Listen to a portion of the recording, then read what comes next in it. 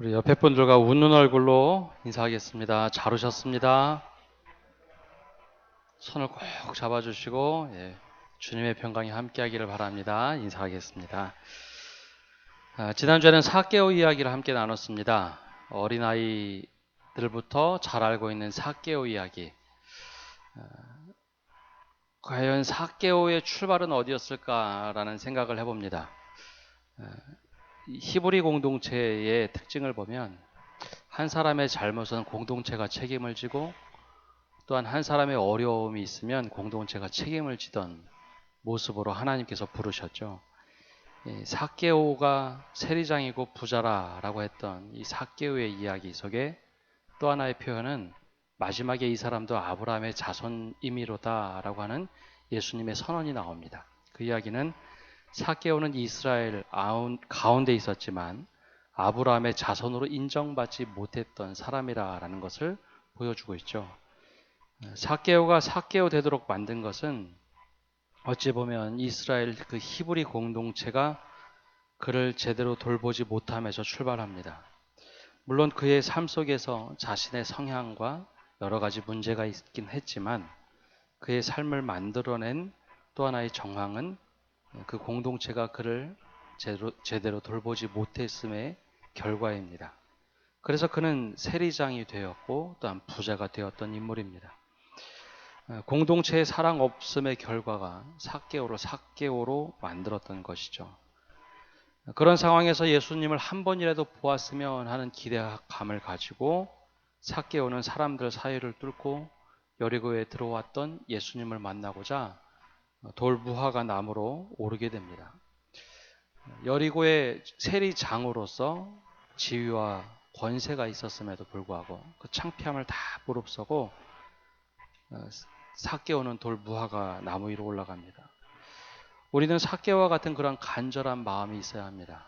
하나님을 내가 정말 만나고 싶다. 주님을 만나고 싶다. 혹은 예배 가운데 나올 때 내가 정말 말씀을 통해서 하나님 변화되기를 원합니다. 그 말씀의 진리를 깨닫기를 원합니다 하는 간절함이 있어야 된다는 것이죠. 우리가 너무 많이 잊고 살아갑니다. 하나님을 정말 찾는 모습이 점차 사라지고 습관적인 예배, 습관적인 기도하는 우리의 모습을 발견하게 되는데요. 우리 안에 그러한 간절함, 삭개오를 다도 손가락질했지만 삭개오만큼은 여리고에 들어오는 그분 예수님 한 번만 만났으면 좋겠다. 대화도 아니고 멀찌감치 한 번이라도 보았으면 좋겠다 했던 그 간절함이 우리 가운데 온전하게 회복되기를 바랍니다. 삭개오는 돌무화과 나무에 올라가서 예수님을 바라보았지만 예수님은 그저 바라보는 것으로 끝내지 않으셨습니다. 그를 바라보시고 이름을 부르셨죠. 삭개오야 속히 내려와라. 내가 오늘 내 집에 유하여야 하겠다. 처음으로 삭개오는 자신의 이름을 부르는 사람을 오랜만에 만났을 겁니다. 세리장으로 부자로 살았던 그에게 감히 누가 이름을 부를 수 없었지만 예수님은 아주 친근하게 이름을 불렀고 속히 내려오라 명령을 하셨습니다. 한 번도 명령을 받지 않고 명령만 하던 그 삭개오가 그 이야기를 듣고 속히 내려왔고 예수님께서 반드시 오늘 내 집에 유하여야 하겠다. 우리 표현으로 하면 신방하겠다라는 이야기를 듣고 집에 들어가 예수님을 맞이합니다. 우리가 예수님을 안다는 것과 만난다는 것, 꼭 영어로 표현하자면 안다라는 것이 understanding 하는 게 아니라 그냥 knowing, 아는 것, 지식으로 아는 것을 얘기하고요. 만난다는 것은 meeting이라는 단어가 아니라 보통 예수님을 만난다고 할 때는 encounter라는 단어를 씁니다. 인격적인 만남을 얘기하죠. 지적으로 아는 것과 만남을 통해서 알아가는 것은 전혀 다른 이야기입니다. 삭개오는 그 전까지만 해도 소문으로만 알았습니다. 예수님을 사람들이 이야기해 주기를 죄인과 세리의 친구, 또 하나는 여리고 앞에 들어오실 때 눈먼 소경을 눈뜨게 하셨다라는 이야기로만 알고 있었죠. 그런 삭개오가 예수님을 만나면서 변화가 생깁니다. 우리도 신앙생활을 한다고 할 때 그냥 성경 지식을 많이 가지고 있는 것을 믿음 좋다라고 할 수는 없습니다. 그것은 말 그대로 성경 지식이 많은 겁니다. 정말 믿음이 좋다고 하는 것은 인격적인 만남이 자꾸 깊어져야 그것을 보고 믿음이 깊다 혹은 신앙이 좋다라고 이야기할 수 있습니다. 자칫 잘못하면 성경에 대한 지식이 많고 교회에 대한 지식이 많고 수없이 많은 신앙의 겉모습은 있으나 깊이 만남이 없으면 행동 따로 지식 따로 할 수가 있습니다. 근데 깊이 만나면 만날수록 내 삶이 변화된다라는 것이죠. 삭개오가 바로 그렇게 예수님을 만나게 됩니다. 소문으로만 듣던 예수님, 또 이야기로만 듣던 예수님을 직접 만나고 삭개오가 고백을 합니다. 자리 가운데 벌떡 식사 자리 중에 벌떡 일어나서 자기의 하인들도 있고 예수님과 예수님의 일행이 있는 가운데 이야기를 하죠. 내 재산을 절반을 팔아서 가난한 자들에게 나눠주겠으며 누구의 것을 토색한 일이 있으면 4배나 갚겠나이다. 예수님이 그렇게 시킨 것도 아닌데 예수님의 수많은 이야기를 들어왔고 지식으로 알던 것이 만남을 통해서 자기 안에 확 들어와 버렸습니다.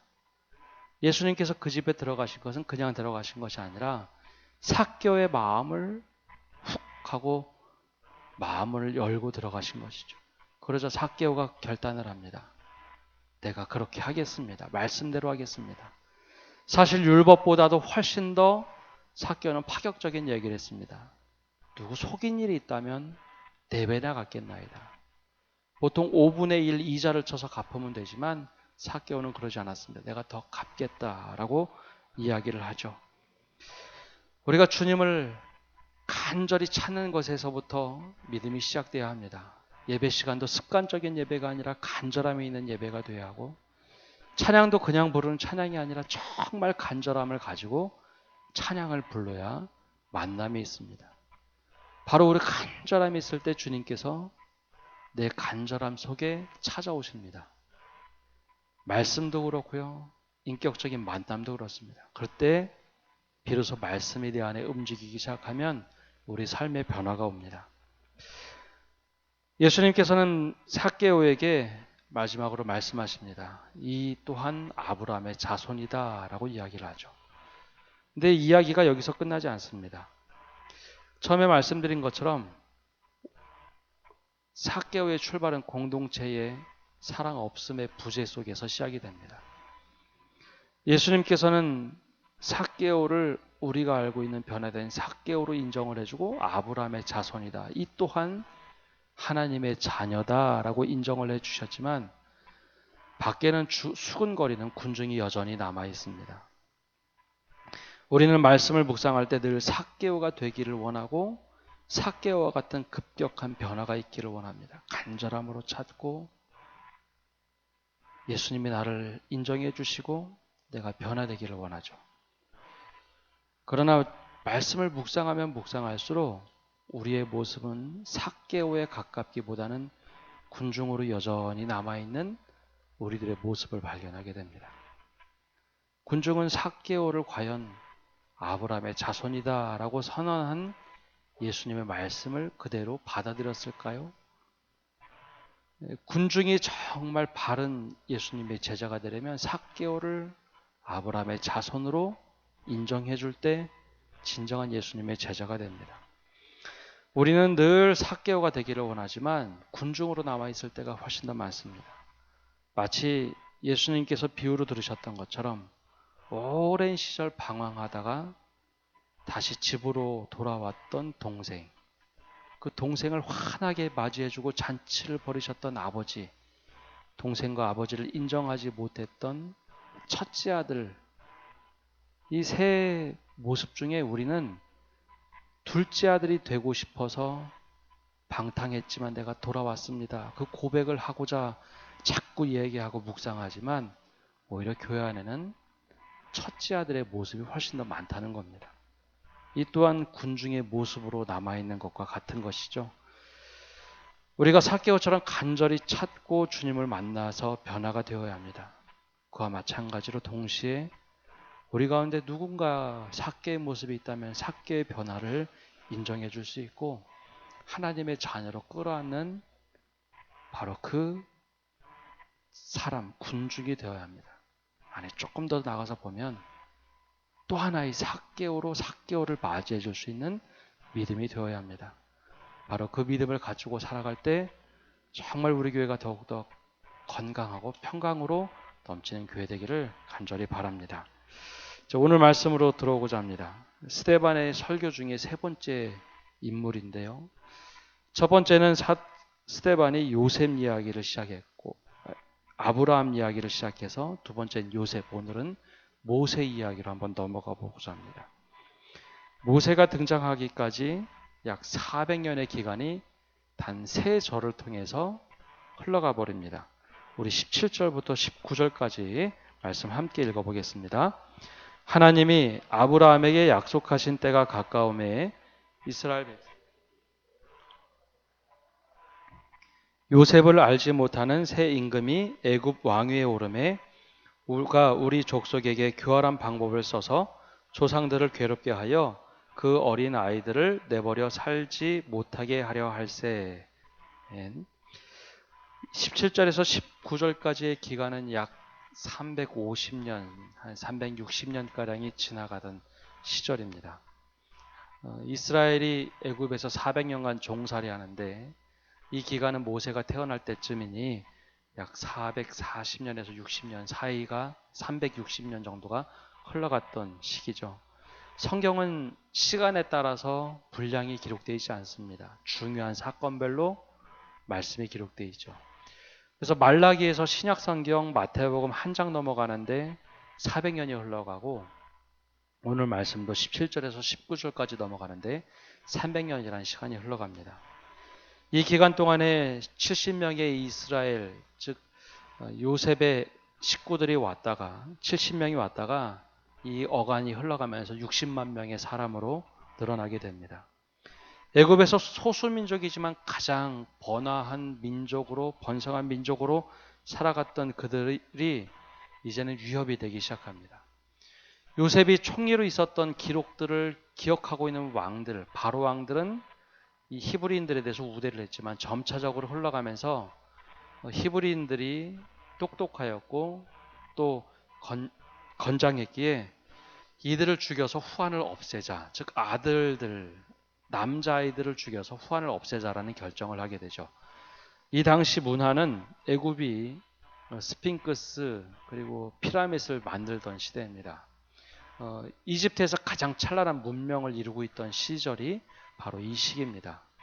그러니 이 히브리 민족이 60만 명 이상 넘어가기 시작하면 반드시 고센 지역으로부터 문제가 생길 것이다요. 이제는 억제 정책을 쓰기 시작했죠. 하나님께서 이를 위해서 계획하고 준비시킨 사람이 바로 모세입니다. 하나님은 사람을 사용하실 때 준비를 시키십니다. 하나님의 방법으로 때로는 훈련을 시키시기도 하고 준비를 시키십니다. 때로는 좋은 교육을 시킬 때도 있고 또는 관계 훈련을 시킬 때도 있고 여러 가지 훈련을 시키실 때가 있죠. 그 훈련 한복판에 딱 떨어지면 주위에 분별할 수 없기에 굉장히 혼란스러울 때가 있습니다. 왜 나에게 이런 일이 일어나는가? 왜 나인가? 라는 생각을 하게 될 때가 바로 하나님께서 훈련을 시키기 위해서 우리를 그 훈련이라는 곳으로, 때로는 광야라는 곳으로 던지실 때입니다. 그때 수많은 생각을 하게 되죠.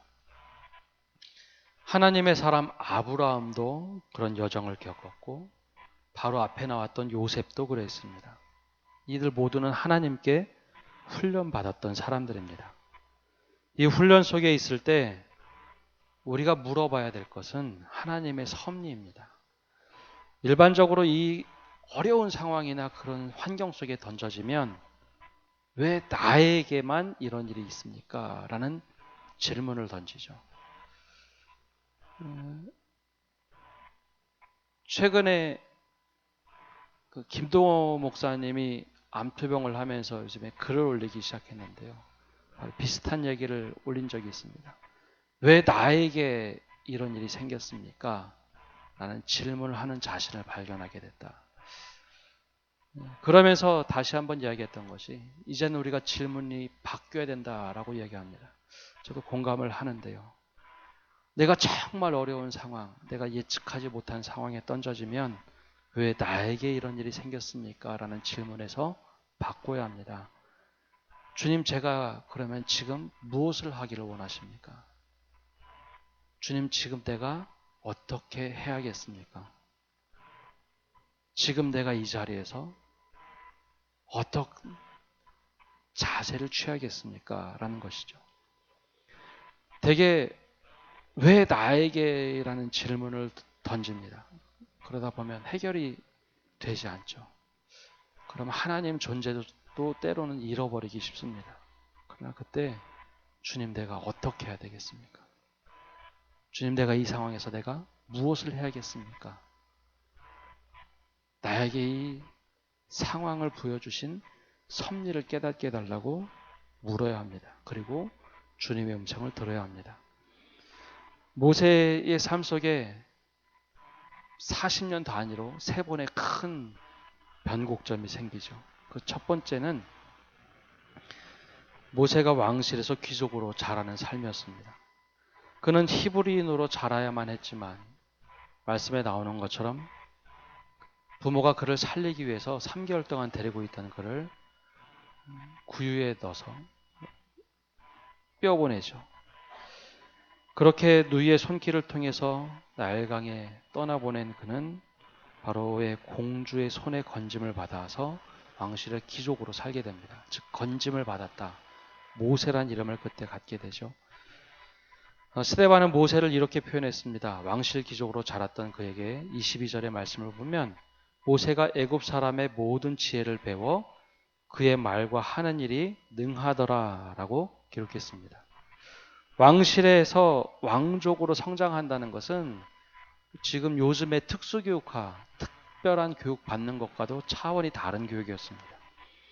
왕실의 교육은 엘리트 교육, 지도력, 그리고 주변의 정세, 정치 모든 면에서 공부를 하게 되는데 그냥 공부가 아니라 사람을 다스리는 공부입니다. 국가의 방향을 결정하는 공부를 어려서부터 하게 됩니다. 그래서 다른 사람들과 다르게 판단력도 배워야 하고 결정력도 배워야 하는 것이 왕실의 교육이죠. 아까 말씀드린 대로 스핑크스, 피라밋, 거대한 국고성들을 많이 쌓을 때의 왕실 교육이었기에 철저했습니다. 때로는 사람을 죽이는 일까지 서슴지 않고 정치력을 배우도록 한 것이 왕실의 교육이죠. 그는 지도자로서 필요한 교육을 다 배웠습니다. 그러나 그에게는 두 가지의 정체성이 있었죠. 왕실의 유모로 들어온 그의 어머니가 모세에게 늘 히브리인이다라는 이야기를 해주었습니다. 그래서 그 마음속 깊은 곳에는 왕실의 귀족으로 살지만 공주의 아들로 살지만 나는 히브리 사람이다 라는 정체성이 하나 있었습니다. 그러면서 또 다른 정체성은 나는 왕실의 귀족이다 라는 또 다른 정체성입니다. 이 두 가지 정체성이 충돌하는 시기가 바로 40세가 되었을 때 충돌이 납니다. 히브리인으로서의 정체성을 가지고 있는 그가 하나님을 정말 경외하고 믿어야 했지만 그것보다는 민족성만 강화됐던 히브리인의 정체성이 강했죠. 반대로 그가 애굽의 귀족으로서 권력과 지도력을 발휘하는 것은 그는 습관적으로 이 모습이 나왔습니다. 40세가 되는 어느 날 히브리 동족이 애굽 사람에게 부당한 대우를 당하자 그의 두 번째 정체성, 즉 귀족으로서의 정체성이 확 올라왔습니다. 그리고 민족성도 확 올라왔죠. 그리고 애굽 사람을 그 자리에서 죽이게 되죠. 어려서부터 지도자의 교육을 받았던 사람, 전술과 전투에 능했던 모세가 자신의 힘으로 결정짓는 상황이 되어버렸습니다. 그러나 절제되지 못한 힘을 사용하자 그의 인생이 무너집니다. 히브리 사람들은 자신의 동족이라는 것을 모세가 자신의 동족이라는 것을 이미 알고 있었기에 왕실의 귀족으로 바라보지 않았습니다. 그래서 히브리 사람들이 이야기하죠. 막 다툴 때 모세가 개입하자. 야, 우리도 죽이려 하느냐? 라는 이야기를 하게 됩니다. 그러면서 이 표현을 쓰죠. 누가 너를 관리와 재판장으로 세웠느냐? 너는 우리의 관리와 재판장이 아니다. 라고 이야기를 합니다. 모세가 착각한 것이 있는데 그가 가지고 있는 타이틀, 즉 공주의 아들이라는 왕실 귀족의 타이틀은 자신의 소유가 아니었습니다. 애굽에서 부여해준 타이틀이었죠. 자신의 것이라고 착각을 했기 때문에 애굽의 병사를 죽이는 순간 그 타이틀이 사라져 버렸습니다. 바로 왕이 그를 죽이려고 했죠. 그러자 그 모든 것을 버리고 도망가게 됩니다.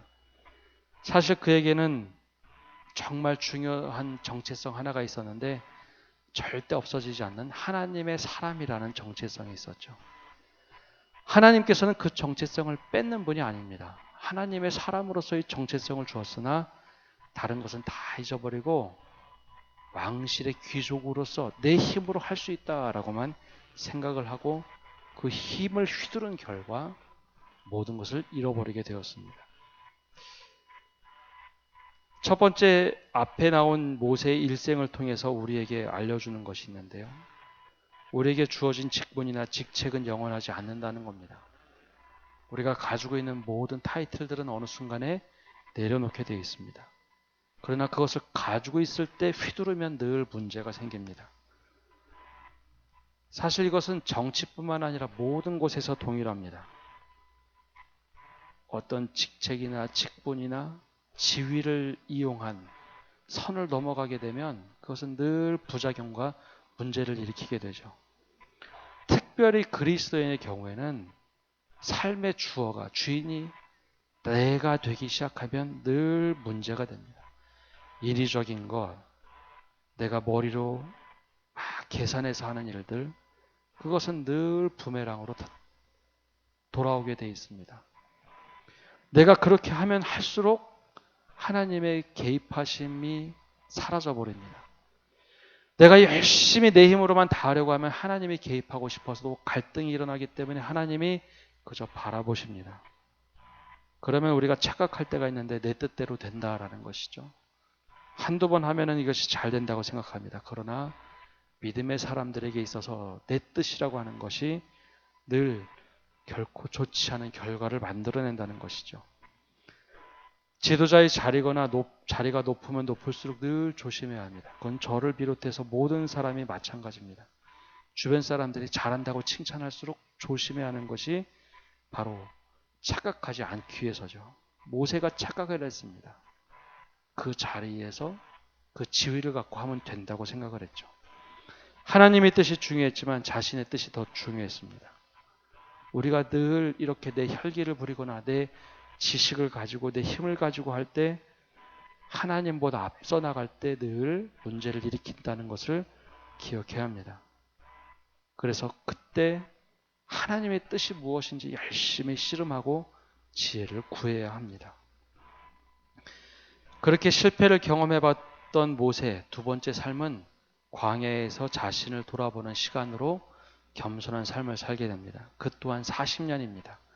우리 29절 말씀 함께 읽어보겠습니다. 29절입니다. 모세가 이 말 때문에 도주하여 미디안 땅에서 나그네 되어 거기서 아들 둘을 낳으니라. 아멘. 여기서 이 말 때문이라 라고 한 것은 누가 너를 관리와 재판장으로 세웠느냐라는 히브리인들의 이야기 때문에 그 얘기를 듣고 또 바로 왕이 죽이려 하는 그 모습을 보고 미디안 광야로 도망가게 됩니다. 하루아침에 모세는 왕실의 귀족, 즉 공주의 아들이면 모든 것을 다 누릴 수 있는 곳에서 도망자의 삶을 더군다나 미디안 광야에서 살게 되죠. 가난하게 살다가 귀족의 삶으로 가는 것은 쉽습니다. 괜찮은 삶입니다. 무엇인가 조금 더 편해지고 늘어나는 것은 괜찮은데요.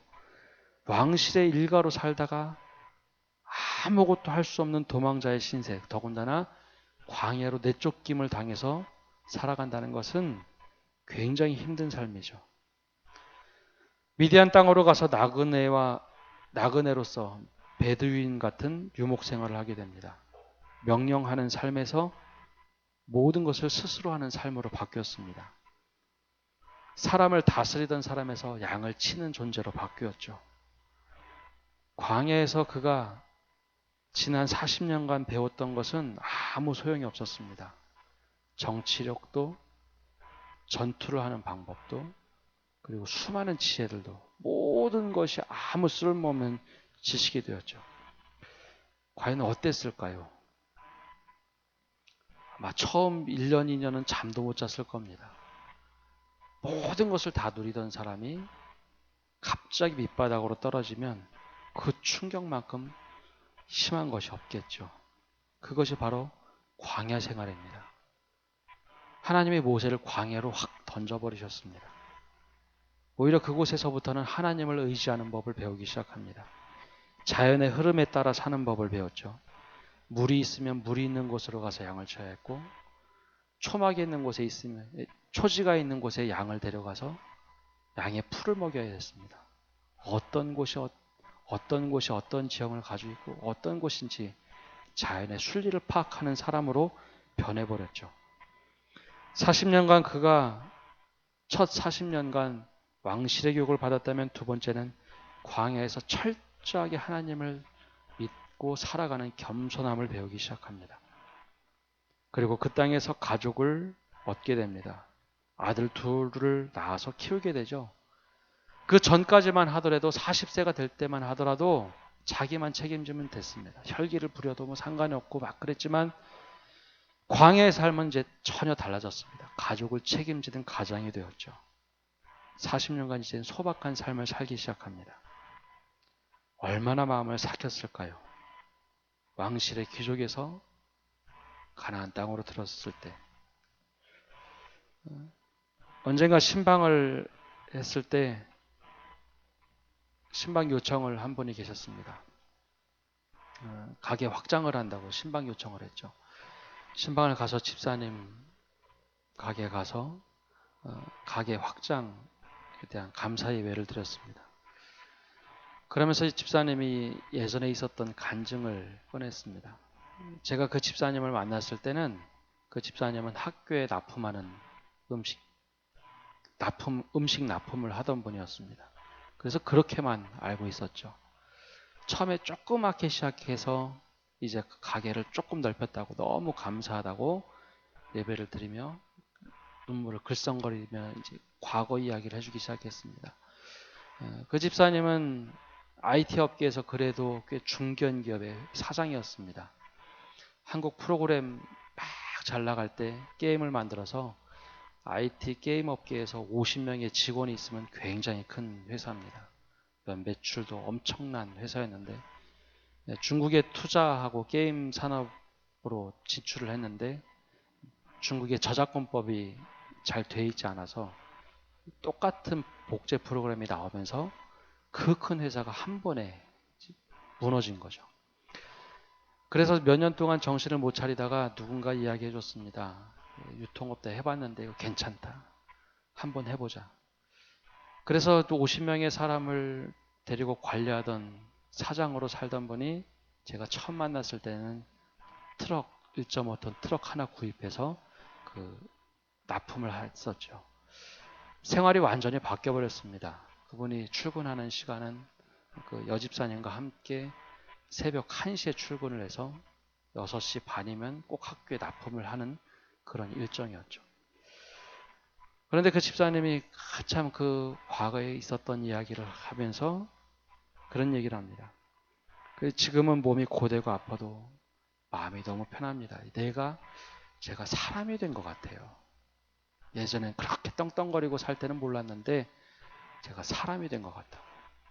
그러면서 하나님께서 나를 지금 만드신 이 상황이 처음에는 너무 속상했는데 지금은 그래도 감사합니다. 제가 교회를 나올 때쯤 그 집사님이 또 한 번 가게를 크게 확장해서 도매업으로 좀 더 바꿨습니다. 그때도 가서 예배를 드리고 감사를 하나님께 온전히 올려드리는 모습을 보았습니다. 모세가 사실 이런 모습 아니었겠습니까? 왕실에서 떵떵거리고 살던 그가 광야로 들어갔습니다. 아무것도 의지할 수 없는 그곳에서 그는 하나님을 깊이 만나는 법을 배웠습니다. 양을 치면서 예전에는 사람을 억압으로 다스리는 법을 배웠었다면 지금은 양의 꼴을 먹이는 사람으로 바뀌어 버렸죠.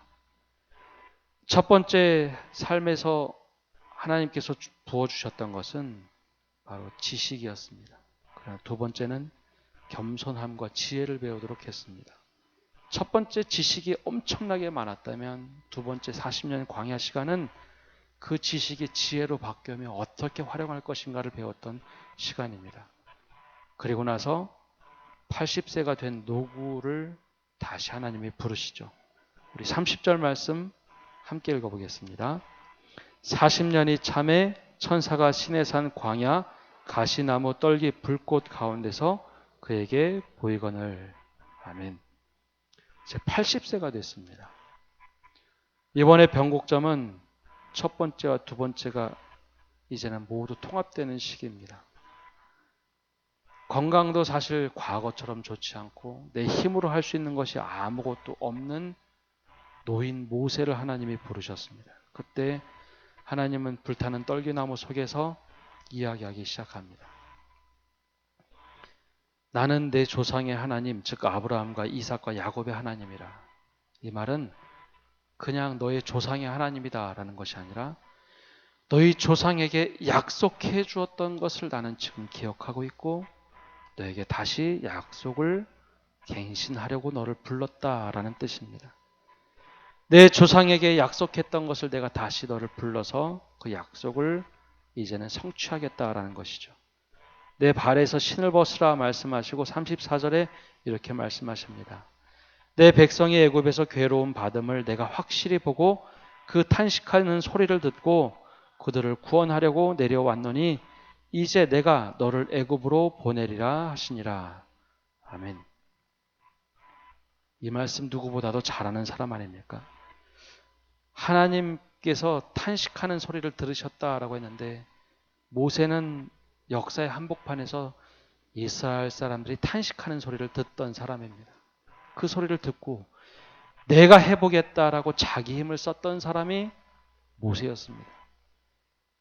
하나님 내가 직접 해보겠습니다. 내 힘으로 혈기를 가지고 부렸던 사람이 모세였는데 지금은 그런 혈기도 다 사라지고 아무것도 준비가 되어 있지 않을 것 같은데 하나님이 모세를 부르셨습니다. 내가 하겠다라는 것이죠. 내가 너를 애굽으로 보내겠다. 주어가 바뀌어버렸습니다. 과거에는 모세 내가 한다라고 했는데 아니요 이제는 하나님 내가 너를 시키고 내가 너를 보내겠다고 하면 주어가 바뀌어버렸습니다. 모세가 가기를 굉장히 주저했습니다. 그 이유는 35절에 나오는 말씀 때문입니다. 우리 35절 함께 읽어보겠습니다. 그들의 말이 누가 너를 관리와 제사장으로 세웠느냐 하며 거절하던 그 모세를 하나님은 가시나무 떨기 가운데서 보이던 천사의 손으로 관리와 속량하는 자로서 보내셨으니 아멘. 누가 너를 관리와 제사장으로 재판장으로 세웠느냐? 히브리 사람들이 하던 이야기입니다. 야, 내 백성을 끌어내겠다라고 하셨는데 히브리 사람들이 거절하던 모세 아닙니까? 그래서 모세가 대단히 두려워했습니다. 애굽의 바로 왕을 만나는 것도 불편했고 왜냐하면 그 바로 왕은 함께 어려서 컸던 사람입니다. 모세는 공주의 아들로 바로는 왕자의 아들로 컸던 서로 친척 관계였죠. 그가 바로가 돼 있었기 때문에 굉장히 불편한 관계입니다. 또 하나의 불편한 관계는 바로 히브리인들이 본인을 거절했던 과거의 거절감 때문입니다. 그러나 하나님께서는 그것을 중요시 여기지 않으셨죠. 내가 천사의 손으로 관리와 속량하는 자로서 너를 보내겠다. 하나님께서 직접 하시겠다라고 말씀하시며 그를 인도하십니다. 그래서 모세는 우리가 알던 모세로 이제는 나머지 40년을 살아갑니다. 하나님은 오늘의 나를 만들어 가시는 분입니다. 우리가 어떤 상황과 어떤 환경에 놓여 있습니까? 하나님은 나로 만들어 가시는 분입니다. 때로는 왜 나에게만 이런 일이 있습니까? 라고 우리가 외칠 수도 있죠. 왜 지금 나에게 이런 상황이 생깁니까? 하나님께 항변할 수도 있습니다. 그러나 하나님의 섭리를 우리가 기억하면서 하나 더 나가서 이제는 하나님께 질문해야 합니다. 하나님, 지금 내가 어떻게 해야겠습니까? 내가 이 상황을 어떻게 이해해야 하겠습니까? 내가 지금 이 상황에서 무엇을 해야겠습니까? 그 질문을 바꿔서 하나님께 던지십시오. 그러면 하나님께서 분명히 모세처럼 우리를 인도하실 겁니다. 내가 배우고 싶은 것을 배우고 하고 싶은 것을 하고 살 때가 있고 때로는 정말 억울한 상황에서 하고 싶지 않은 것을 해야만 할 때도 있습니다. 모세도 그랬습니다. 그러나 이 모든 것이 하나님께서 정확하게 쓰고자 하실 때, 그때 비로소 모세가 깨닫게 됩니다. 나에게만 이런 어려운 일이 생겼다라는 것이 있다면 똑같은 삶의 여정에 있는 사람들이 눈에 들어옵니다. 그건 경험해 본 사람들만 알게 되죠. 정말 힘든 파산의 경험을 해본 사람들은 파산이 어떤 것인지 알아서 그 사람들의 눈에 들어오고요. 자녀를 잃어본 분들은 그런 사람들이 눈에 들어옵니다. 혹독하게 누군가에게 심한 시련을 당한 사람들은 그런 사람들이 눈에 들어오고 어려운 상황을 경험해 봤던 사람들은 똑같은 사람들이 눈에 들어오게 되어 있습니다. 내가 주님 안에서 믿음으로 그것을 극복해 봤다면 그때 그 사람들을 도와주라는 이야기입니다. 모세는 철저하게 애굽에서 왕실의 교육을 받았고 두 번째 삶에서는 그것을 다 버리고 겸손함을 배웠습니다. 마지막 출애굽 인도할 때는 이 모든 것이 하나도 버림없이 모든 것을 쓰게 됩니다. 바로 왕처럼 이스라엘 백성을 인도하는 인도자. 그러나 바로 왕처럼 압정, 포악한 왕이 아니라 양들을 먹이는 목자의 심정으로 그들을 다 인도합니다. 40년 동안 광야 생활하면서 이런 것 왜 필요한가 속상했지 않았겠습니까? 근데 40년간 광야 생활을 이끌어가는데 탁월한 지도력을 그는 보여줄 수 있었죠. 바로의 왕실에서만 자랐다면 절대 광야 생활 모세는 견디지 못했을 겁니다. 나머지 40년은 그가 80년 동안 배웠던 모든 것을 다 쏟아내기에 조금도 부족함이 없었던 시기였습니다. 그러면서도 철저하게 하나님께 의지하며 살아갔던 시간이 마지막 40년이었습니다. 우리에게 하나님께서 허락하신 섭리가 무엇이었을까? 한번 우리 삶을 돌아보십시오. 내가 경험했던 것, 그리고 말씀 속에서 하나님께서 나에게 주셨던 것. 그것을 이제는 분리해서 생각하면 안 되고 통합해 봐야 됩니다. 왜 나에게 그런 일이 있었을까? 왜 나에게 하나님께서는 이 상황을 맡기셨을까? 그리고 나는 왜 우리에게 지금 이 상황을 베푸셨을까? 하나님께서 일하기 시작하도록 우리의 자신을 이제는 맡겨드리십시오. 그리고 모세처럼 하나님의 친구가 되시고 하나님의 도구가 되십시오. 하나님께 온전히 맡겼을 때 마지막 말씀 이렇게 기록되어 있습니다. 36절 말씀 제가 읽겠습니다. 이 사람이 백성을 인도하여 나오게 하고 애굽과 홍해와 광야에서 40년간 기사와 표적을 행하였느니라. 이 사람 모세가 백성을 인도했습니다. 바로 그것이 하나님의 섭리였죠. 우리에게 지금 오늘 상황을 펼쳐주신 것은 바로 이때를 위함이 아니었는지 우리의 전 인생을 돌아보며 하나님께서 섭리로 인도하셨던 것을 기억하고 하나님께 쓰임을 받는 모든 성도를 되시기를 바랍니다. 함께 기도하겠습니다. 하나님, 오늘도 주님 앞에 나와 예배합니다. 또 기도합니다. 모세의 인생을 통하여 우리를 보여주시는 주님, 우리 삶의 가장 어려운 순간들을 헤쳐나갈 때 주님께서 여전히 함께 하셨음을 고백합니다. 때론 내 혈기로 잘못된 길을 갈 때 주님께서 때론 그것을 꺾기 위하여 겸손함을 허락하여 주셨음도 보게 하심에 감사드립니다. 이제 우리가 과거에 있던 모든 것들을 통합해내는 믿음이 되게 하여 주시고 말씀으로 바라보는 믿음을 갖게 하여 주시고 하나님의 손에 붙들려 살아가는 저희가 되도록 은혜 내려 주옵소서. 그래요. 하나님께서 우리를 인도하셨다. 지금도 하나님께 붙들림 받고 살아간다 고백하는 저희 되게 하여 주옵소서. 이 모든 말씀 예수님의 이름으로 기도합니다. 아멘.